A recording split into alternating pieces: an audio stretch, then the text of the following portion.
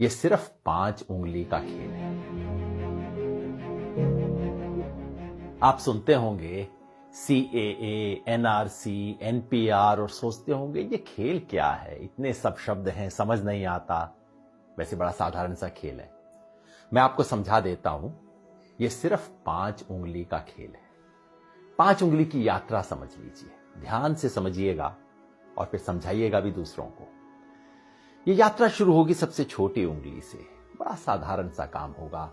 अप्रैल के महीने में आपके घर कोई आएगा, सरकारी कर्मचारी, हो सकता है स्कूल के टीचर कोई आए, कहेंगे हमें आपके घर सिर्फ गिनती करनी है कितने लोग रहते हैं। बस नाम पूछेंगे, कब पैदा हुए ये पूछेंगे, ये भी पूछेंगे कि आपके माता पिता, चाहे हैं या नहीं है अभी, वो कहां पैदा हुए थे, कब पैदा हुए थे।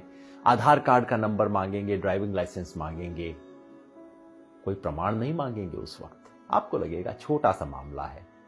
ये छोटी उंगली का पहला कदम ये है NPR वाली छोटी सी उंगली। फिर दूसरी उंगली ये D वाली उंगली है। D क्यों?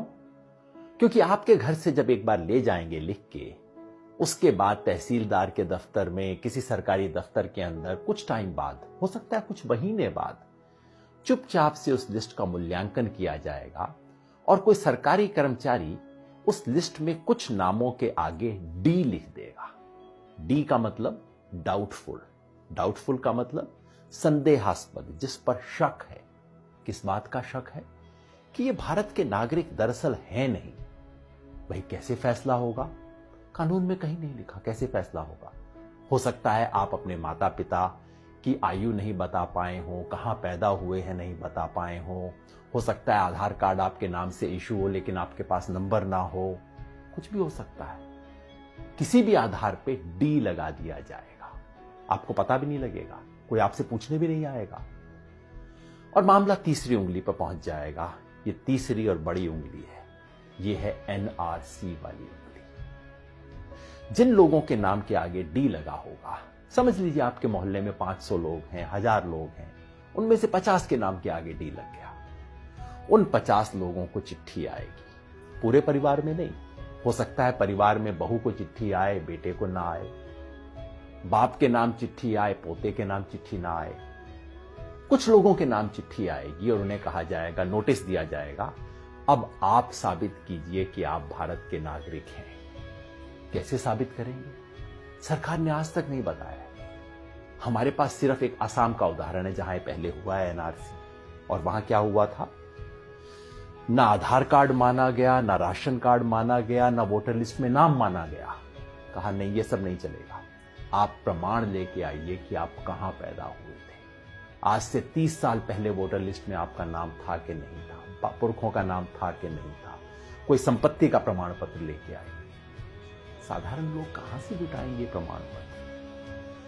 इसके आधार पे उनमें से कुछ लोगों ने जो अपने प्रमाण पत्र नहीं दे पाएंगे, उनका मामला चौथी उंगली पे पहुंच जाएगा। ये चौथी उंगली है फॉरेनर्स ट्राइब्यूनल की। यानी कि कहा जाएगा उस 50 में से समझ लीजिए 10 लोग बच गए जो प्रमाण नहीं दे पाए, जिनके पास कागज नहीं है, 15 लोग बच गए।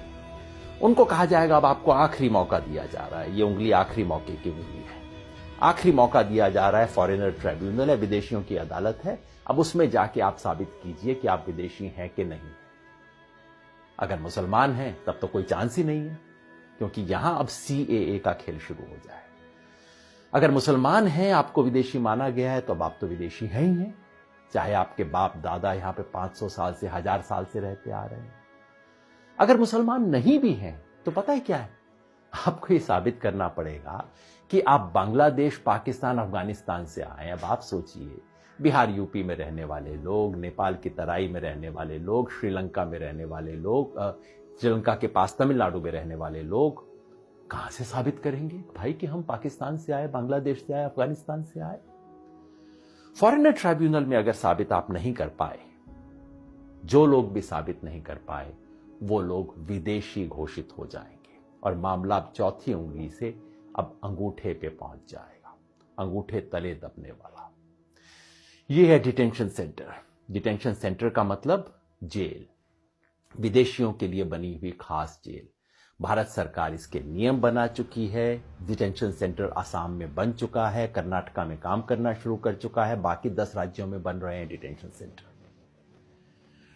जिस व्यक्ति के पुरखे पता नहीं कब से यहां पे रहते आ रहे होंगे, उसे अपनी ही मिट्टी में विदेशी बना के डिटेंशन सेंटर में डाल दिया जाएगा। यह है खेल।